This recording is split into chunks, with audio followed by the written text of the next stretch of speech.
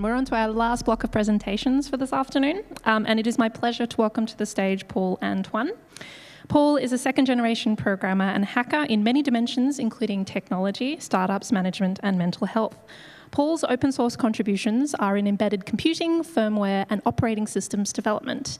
Today, Paul is going to speak on an open source standard for controlling model railroads. And I'll just draw your attention to the fact that there's been a tiny program change. So we are listening from Paul now, and later that will be followed up by Dan Shearer. So please join me in welcoming Paul to the stage. Welcome, Paul. Thank you, Amy. Wamanjika. Welcome, everyone. I'd like to begin by acknowledging the Wurundjeri Woi-wurrung people of the Kulin Nations and the traditional custodians of the lands of Nam, otherwise known as Melbourne. But I also want to extend that acknowledgement to the traditional custodians of the lands you are from. I pay my respects to the elders past and present. I would also like to welcome and extend my respects to any First Nations peoples attending today.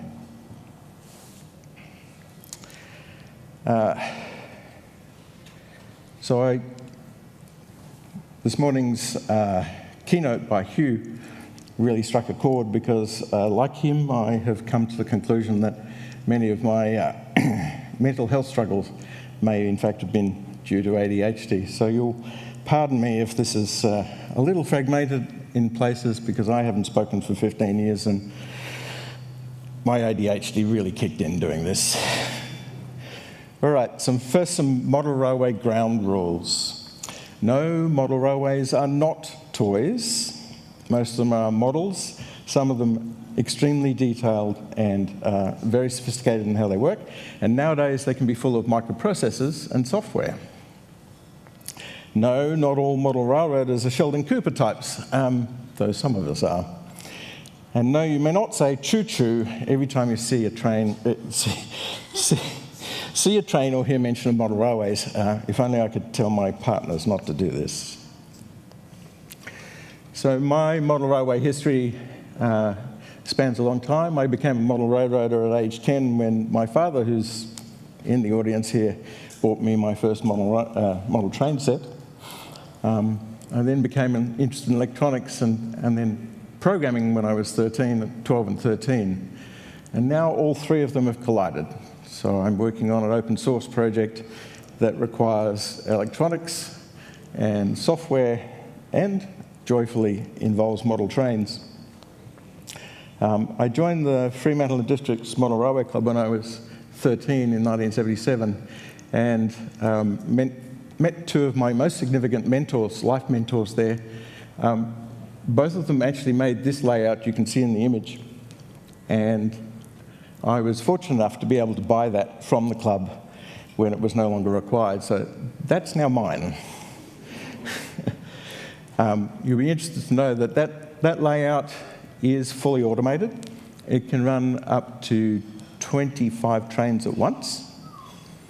The automation used in this is a good chunk of the dwelling up telephone exchange. It turns out. No, I'm serious. The club was given the relay boxes that ran the old dwelling up telephone exchange in the south of Western Australia.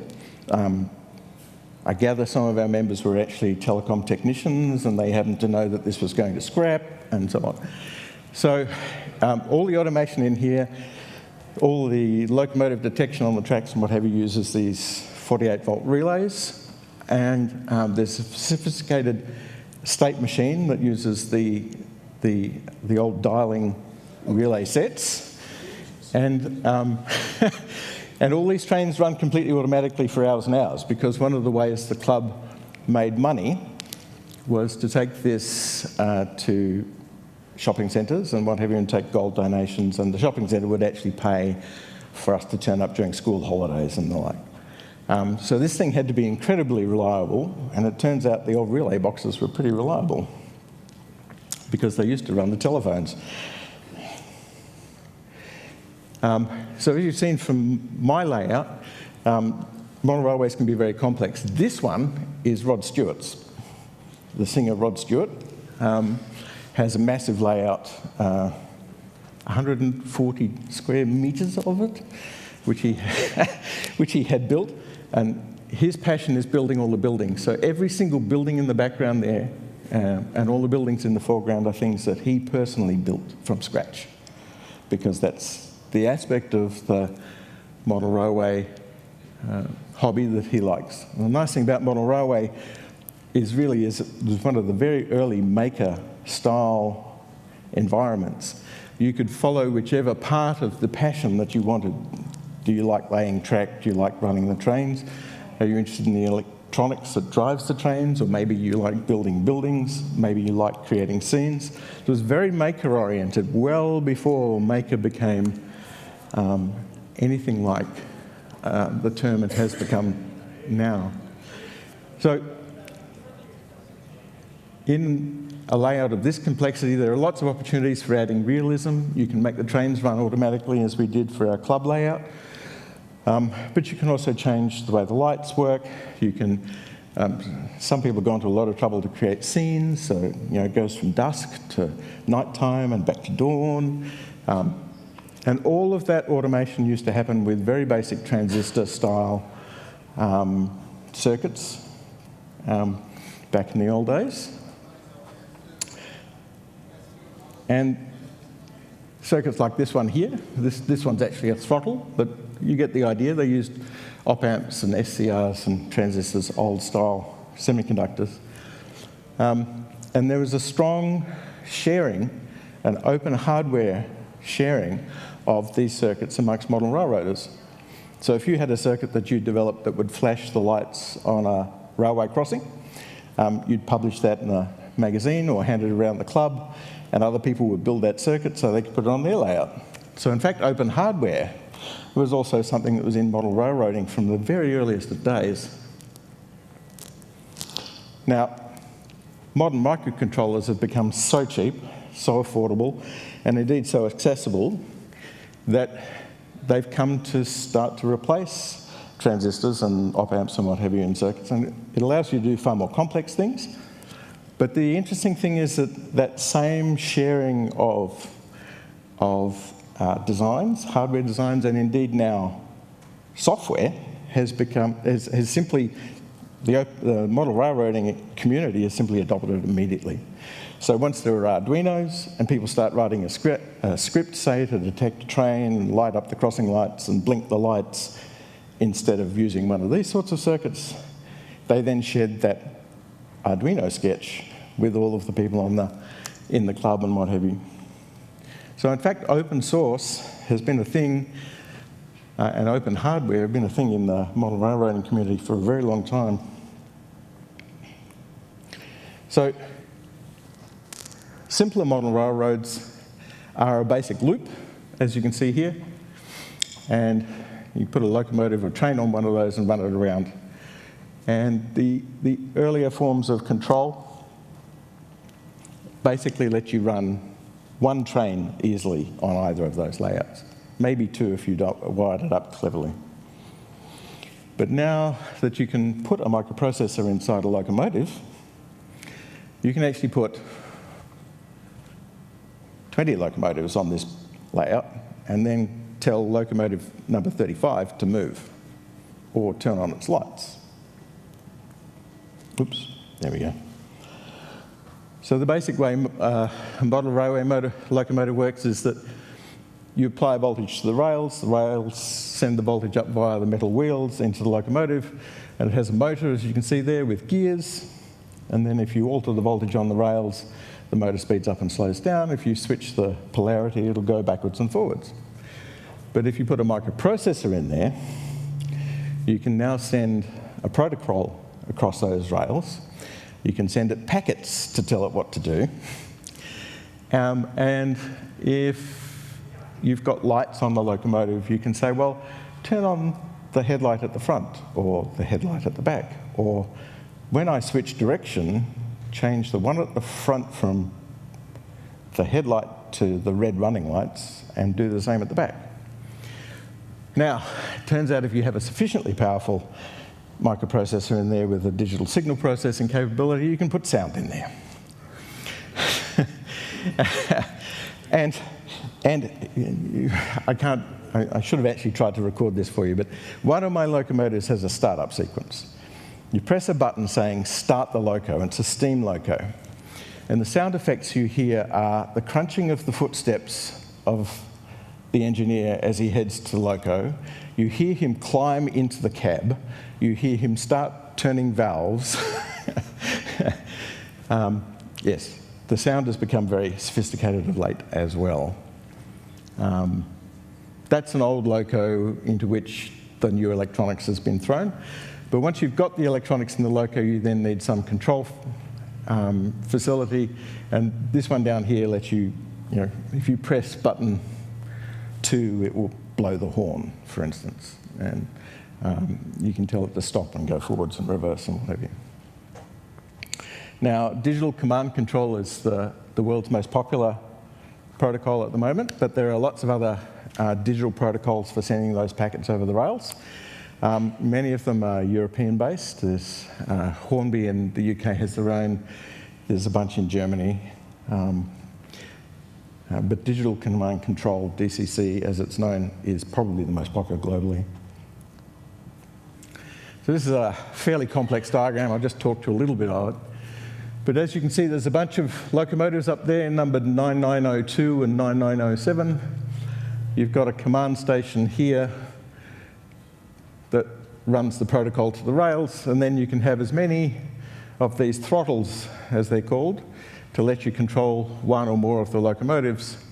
This is a wired throttle, this is a wireless one, and the net effect is, at any point you could say, well, locomotive 9907, turn your headlight on or move to the left.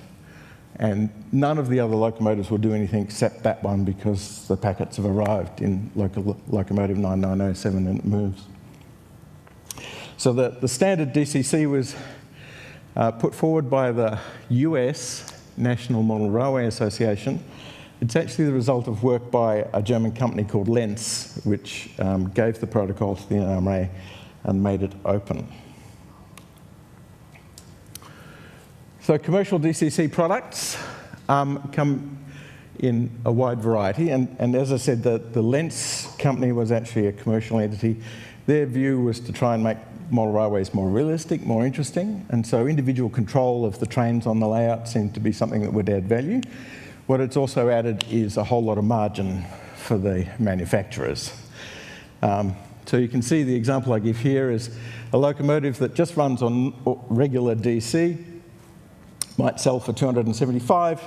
That same loco with digital command control and sound capability is nearly double the price.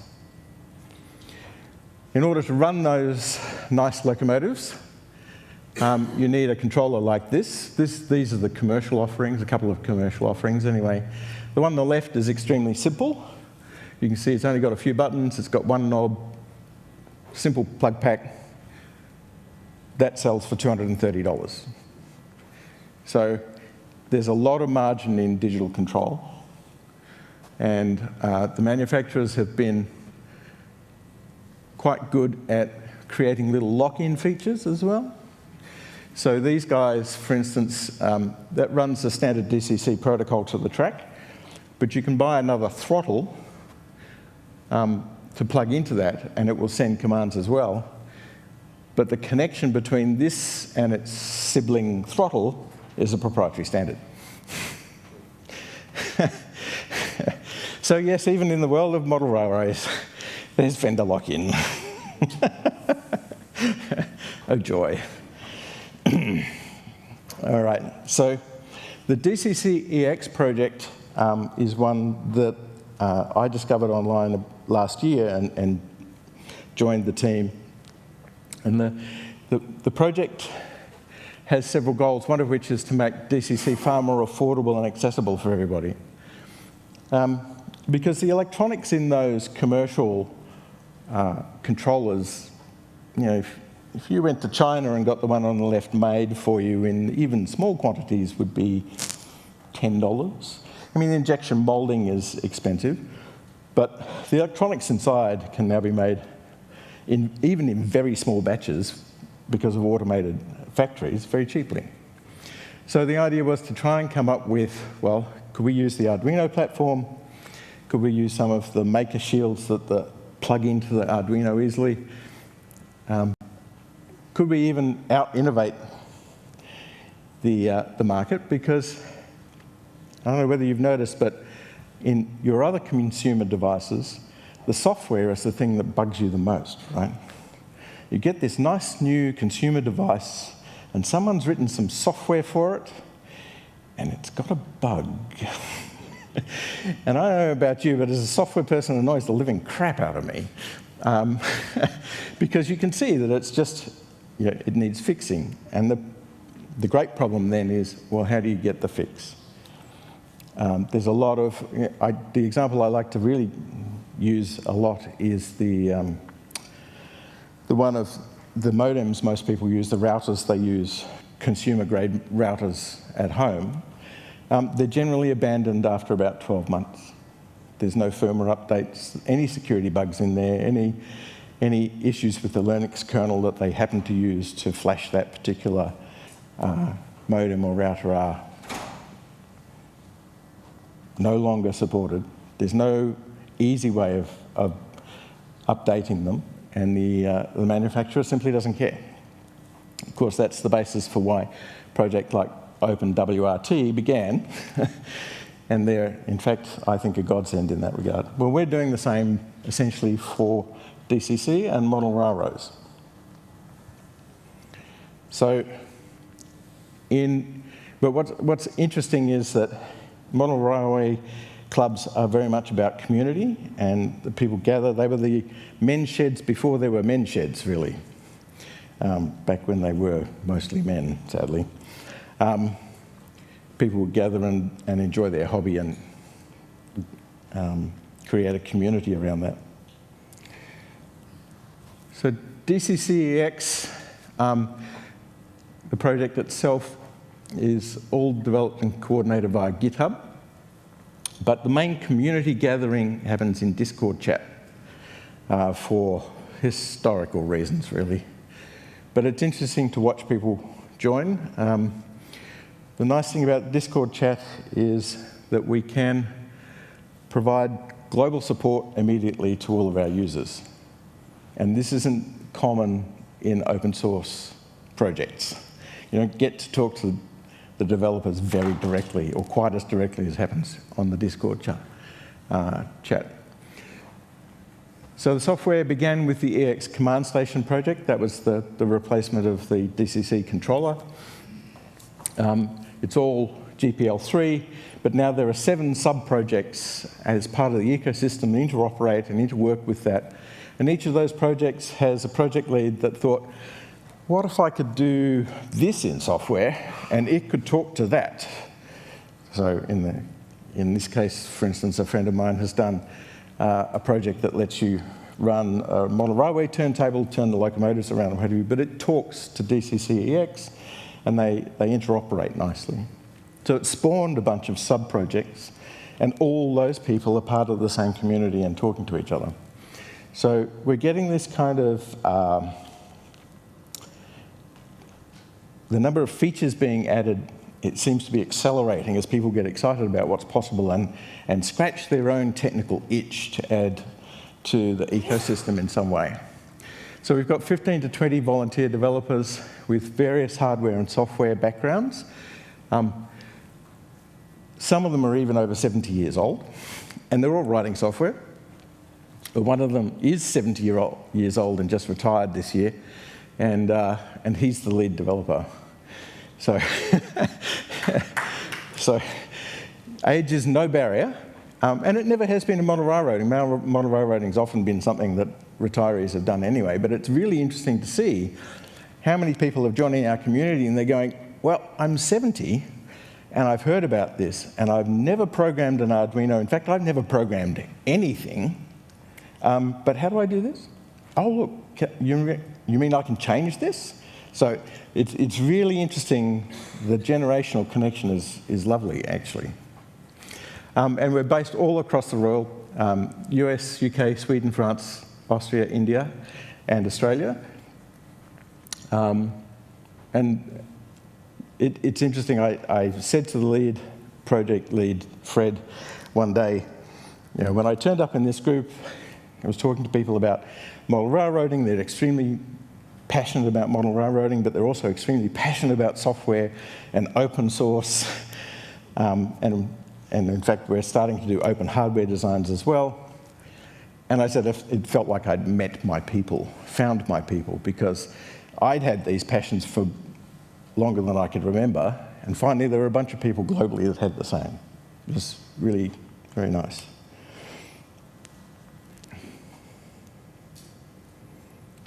What's going on there? Okay.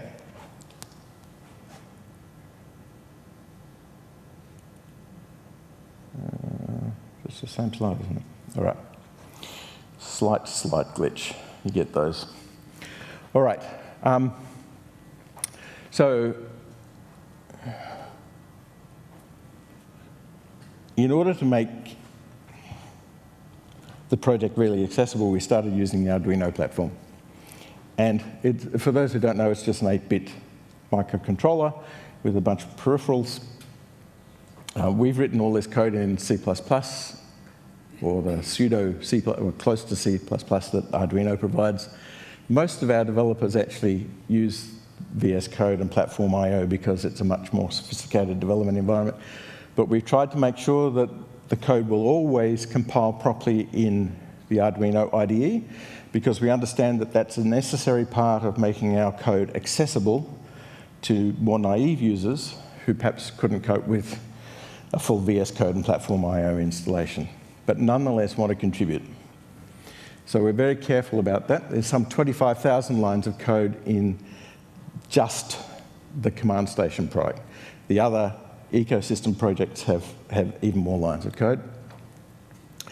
Initially, this was all running on an Arduino Uno, which is perhaps the smallest of the AVR that's useful in a maker environment. It only has 2 kilobytes of RAM, though, so we very quickly ran foul of the 2K limit and standardized on the Mega, which has 8K of RAM. Now, you may think that's a very small amount of memory, but it oddly gives you a great deal of discipline as a software developer.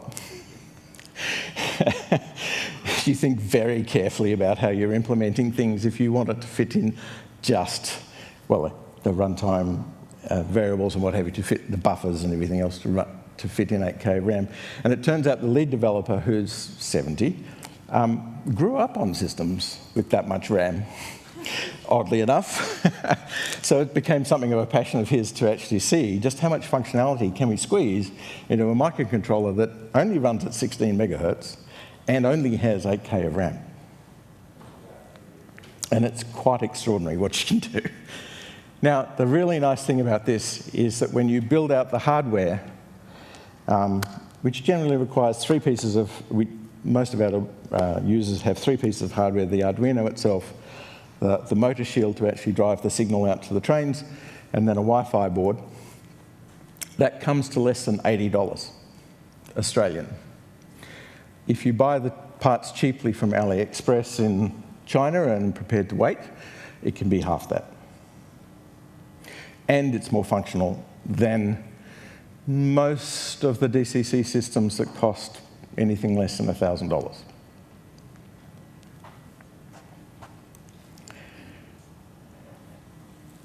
So this is the general setup. You'll see there's a Mega in the middle there. There's a power supply for powering everything, some cabling to the track, and then most people end up using one of the Wi-Fi throttles. So the protocol that talks to a Wi-Fi device is an open protocol called Wi-Throttle, and there are apps on both Android and iOS to let you drive your trains, so you can choose whichever platform you've got. So your average cell phone can immediately connect with an app, and the apps, most of the apps are free. There's 1 or 2 paid apps on the Apple platform. The really, really functional app on the Android platform is completely open source as well as being free.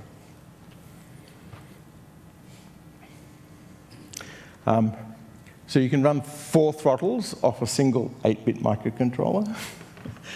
And we've added all sorts of facilities, but the really good one here is X-Rail. It's a scripting language to let you do animation and automation.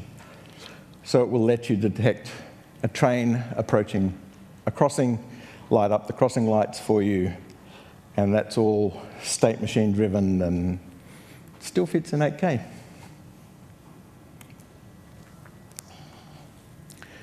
All right, so we've had a bunch of development challenges, as you can imagine. Relying on open source sounds fantastic, but doesn't come without its issues. Fortunately, the Arduino platform was used by so many millions of people since 2005 that it's actually very mature. Most of the libraries are very robust and debugged, and the and the documentation's quite good. The third-party open source libraries that come with Arduino vary in quality a lot, and because this is an embedded system, there's this thing about embedded systems. People get very grumpy when they stop, especially when they crash for no reason they can understand. And because many of our users are naive with respect to technology and what have you, want this to be the level of reliability needed for DCC controllers is perhaps well above what, it's running a train. You don't want to do the Gomez-Adams thing and have them actually collide. It would be good if this thing kept accepting commands. So we've had to, in general, re-implement libraries from scratch, and we try very hard where we do that to pick libraries with compatible licensing, make sure that we're contributing back to the community in as much as we can, and so on. But a lot of open source software developers, especially in the embedded space, seem to pick various different licensing models, and some of them we just can't readily accept their code. So the standard problems are that the other thing is that many open source projects live for a while the person has the enthusiasm, and then they move on and get abandoned. They get picked up and forked, and then you don't know really how well they've been forked and so on. So we focus really hard on not creating abandonware ourselves.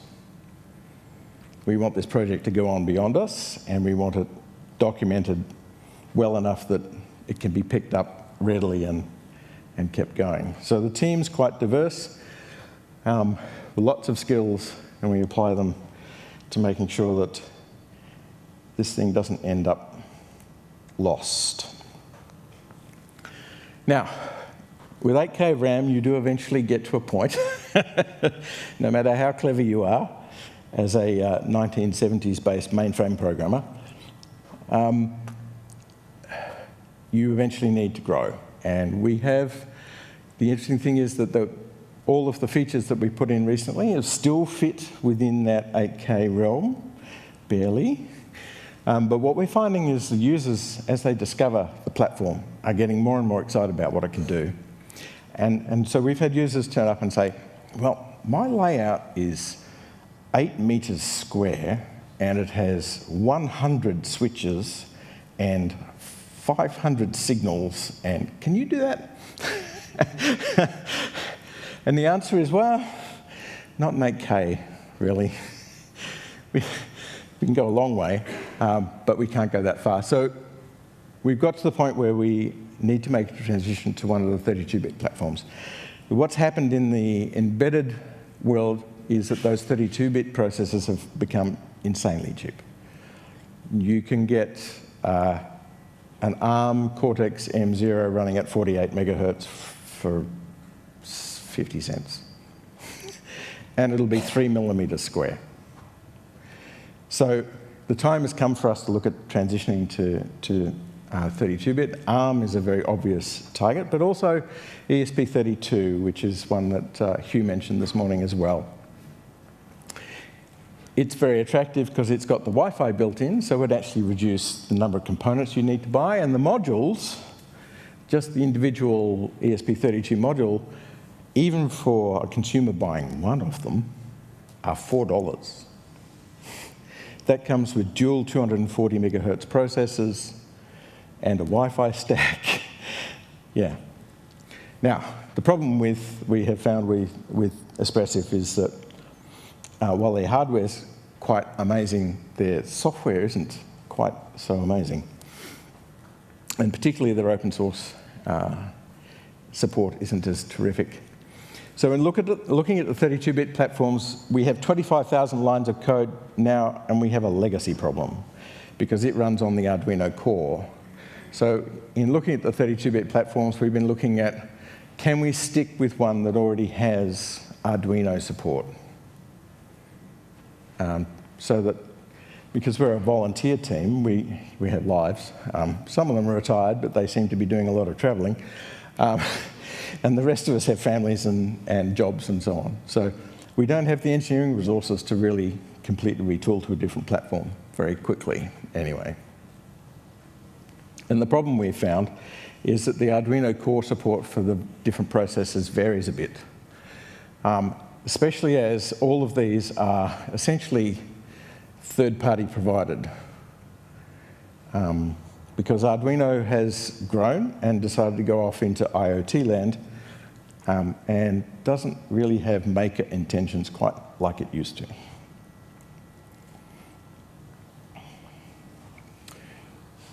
So Arduino has actually decided that they will shift all of their platforms, all their 32-bit platforms over to Mbed OS. And for us, that's too big a leap to take. And we found that the 32-bit support in the Arduino cores has really been quite difficult.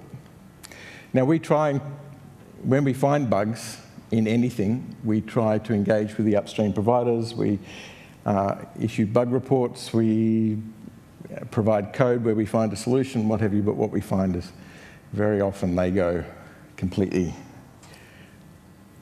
ignored. It's the best way to put it. So out of all of the platforms we've looked at so far, the STM32F4 range from ST Microelectronics seems to be the most promising. And that's the one we're working on at the moment.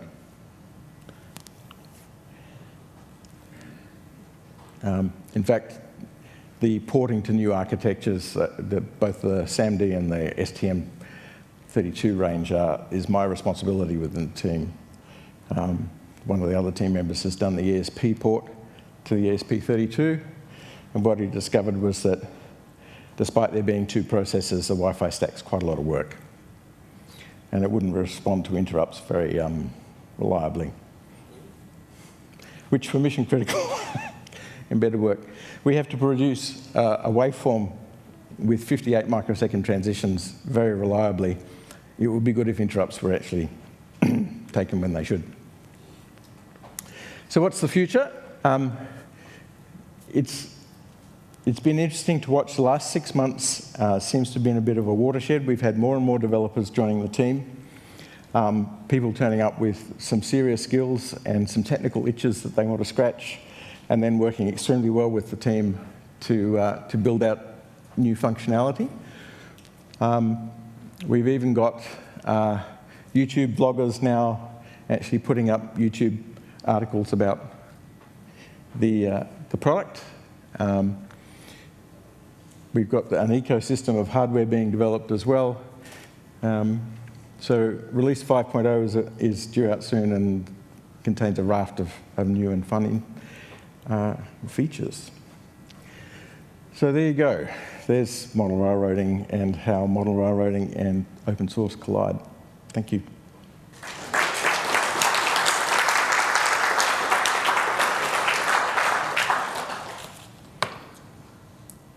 Fabulous. This is on. Thank you so much for that presentation. We have about 10 minutes for questions. And we have one to start us off. Fantastic. It's not really a question, but did you have a look at the RP2040 as a micro to use? We have. We've done a bunch of prototyping work to see if the PIO functionality can produce the waveform for us. That's the thing I was thinking. Which it can. There are a couple of drivers that I didn't mention.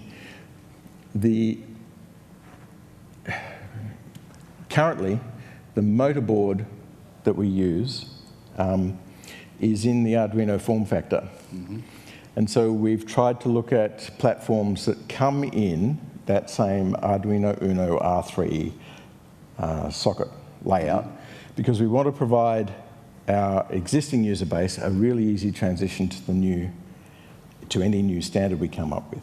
Right. So, and we want people to be able to buy the existing Mega option if their current needs don't require 32-bit processor and so on. The other thing we discovered when we looked at the STM32 product is they have a Nucleo range of boards that are better made and cheaper than the Arduino 8-bit boards, yes. Despite being 32 bits. So the RP2040 is really attractive from the point of view of its price, but it doesn't have a lot of GPIO. It has this PIO, which is handy, but it doesn't come in a form factor we can go, right, well, we can plunk that in right away. So it's there as a future opportunity. Obviously, it uses ARM Cortex underneath as well.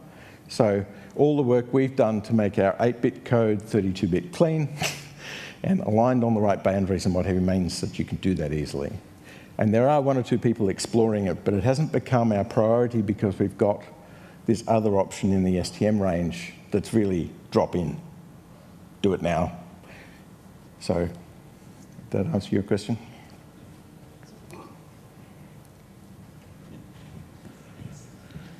I was just wondering if there's any sort of similar efforts on the locomotive side of things to provide open source and open hardware options for those. There have been. The difficulty with locomotives is even in the reasonably generous 1:87 scale, there's not a whole lot of room in the locomotive. So any design has to be fairly miniaturized. It has to be made with all of the smallest SMD-sized components. Now you can do, contract manufacturers in China now will let you do small batches of things with those tiny components in them, but it's quite a level up in engineering from just doing an Arduino style board of our own, for instance. So in the hardware we're looking at creating, our goal, my goal, suggested to the team was we come up with open designs that use KiCad circuits, produce printed circuit boards, produce the Gerber files, and then anyone can now upload those to a manufacturer like JLC PCB and go, I'd like 10 of those, make them now, with all the components on. So were we to go for the DCC decoder end of things, we'd like to try and do the same thing. So that even, most clubs have an electronics geek. If that person in a club can go, right, well, I know how to upload the files, I know how to get JLC PCB to make us 100 for the club, shall we do a batch order? That's my goal for open source hardware for DCC. And we don't quite have the expertise for boards small enough to be decoders. Not made any easier by the fact that modern locomotive manufacturers have come up with their drop-in ones, and they all have different shapes.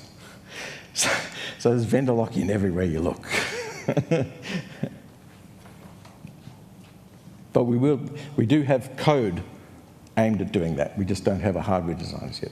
Okay, that's the locomotive side. What about for points and signals and lights on the track? That's all catered for already. So DCC-EX will talk to existing maker boards that will drive all that sort of stuff. So you can plug into the I2C bus a servo controller, and then all your points can be servoed, or you can have semaphores that are servoed, or you can have people emerging from buildings via servos, all that sort of stuff. What we're going to do, though, is we're going to come up with a bunch of open hardware designs that take because the maker boards at the moment are designed for people to just sort of plug in with DuPont connectors and wire up ad hoc, what we'd like to have is a nice sort of ecosystem where people can just plug those things together and they work. So we're going to do hardware designs for all of that too. Hi. Just wondering if you can elaborate a bit more on the physical layer, because the rails are carrying both the power and the signalling. I just want to understand more about that. Also, what are power districts? Sorry, yes, I probably didn't explain that well. Basically, it's a square wave on the rails, where each rail alternates polarity, and it's at a frequency of around, what does it end up being? 6 kilohertz or something, 6 and a bit kilohertz. It was designed a long time ago. It was designed by Lenz in 1980, using 1980 technology and understanding of switching and all that sort of stuff. So it probably could be improved now with different frequency choice and all sorts of things.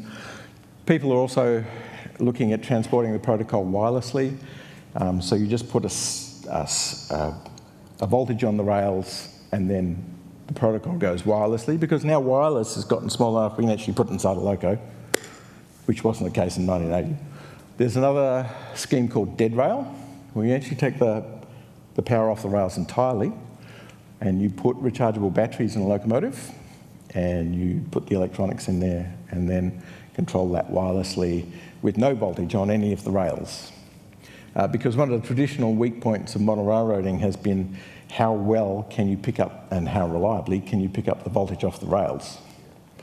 Modern DCC locomotives often have what they call a keep alive in them with a capacitor in it, so that if they go over a dead portion of the track, they can keep driving the motor until they reach a portion of the track that's got better contact.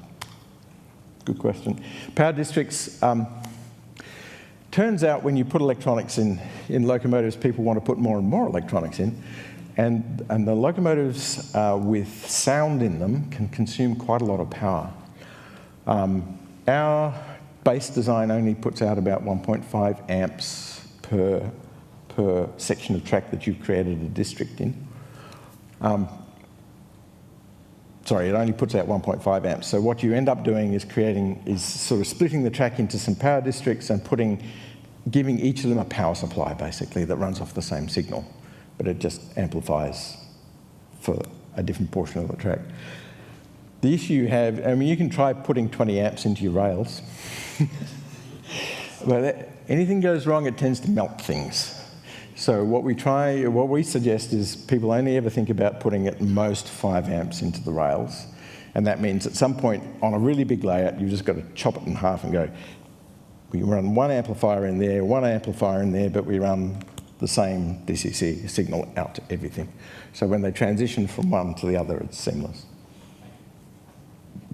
Fabulous. Any final questions? Got one in the front row. Thank you. Thanks. Not so much a question, but just the observation. The MIT Tech Model Railroad Club was a very big part of early hacker culture. It was. Back into the 1960s, even earlier, I think. Yep. Yeah. But due to the lack of internet, no one knew about it. No, it was a very active group, and it was really interesting. If you read the history of that group at MIT, the kinds of people attracted to that group are precisely the people in our community. The same kind of ethos. The history of it's certainly worth reading for that reason. Yeah. Just a final question from me. Has all of these innovations sort of lit a fire under the providers of those proprietary services that you grew up with, and have they come up with anything amazing as a result? No. What they've done is some of them have upped their attempts to further vendor lock-in. But one vendor in the US, TCS, actually came out with a throttle that speaks the open Y-throttle protocol and will control our hardware. Cool. So there's a little win there. They've got 2 throttles you can buy, commercial throttles you can buy that talk that protocol. That protocol is also a legacy in our view, because there's lots of things that were designed into that in 2014 that you wouldn't do now. So we have our own protocol, but that's open, and we're talking about getting support for that too. Well, I hope many more changes there, because if you can't beat them, join them, right? Yes. Thank you so much, everyone, for being here. We'll close that session off. One final round of applause for Paul. Thank you so much. Thank you, Amy.